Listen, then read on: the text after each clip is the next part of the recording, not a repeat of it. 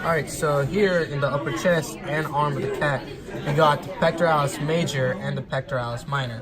While normally in humans, the pectoralis major is a lot bigger than the minor, in cats, the minor is bigger than the major. It is also located more caudal than the pectoralis major. And up here in the arm, underneath this muscle, we have the biceps brachii over here. We have to bisect this muscle in order to get to the biceps brachii. And over here we got the triceps brachii. Both of these muscles are located in the same position as cats as are in humans. They both aid in the flexion and extension of the forearm, or in the foreleg of a cat. This is the external oblique and it's lateral to the rectus abdominis. And deep to the rectus abdominis is the transverse abdominis.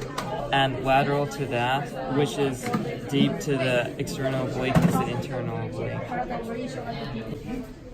Yeah, so first off, we have the sartorius muscle, which has actually been bisected. It's cranial to the rest of the muscles in the leg because it's closer to the head. Next up, we got the gracilis, which is superficial to the rest of the muscles in the leg. However, it is more lateral, or it's more medial, sorry, because it's closer to the midline. And then, meanwhile, though, we have the tensor fasciae latae, which we cut back here, but it's superficial to the rest of the muscles in the leg, and it's also on the posterior side of the body. First up, we got the vastus medialis, which is right here. It's it's not only is it cranial to the rest of the muscles in the leg, it's also closer to the midline than the vastus lateralis, which is right here. So this is the vastus lateralis, and as its name implies, it's lateral, but it is big because vastus. Moving on though, on the inside you have the rectus femoris, which is it's in between the two muscles, and it's deep to the vastus lateralis and medialis because it's underneath and it's inside.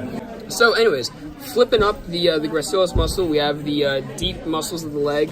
So first off, you have the adductor. So you have the adductor longus over here, and the adductor brevis, which is right here.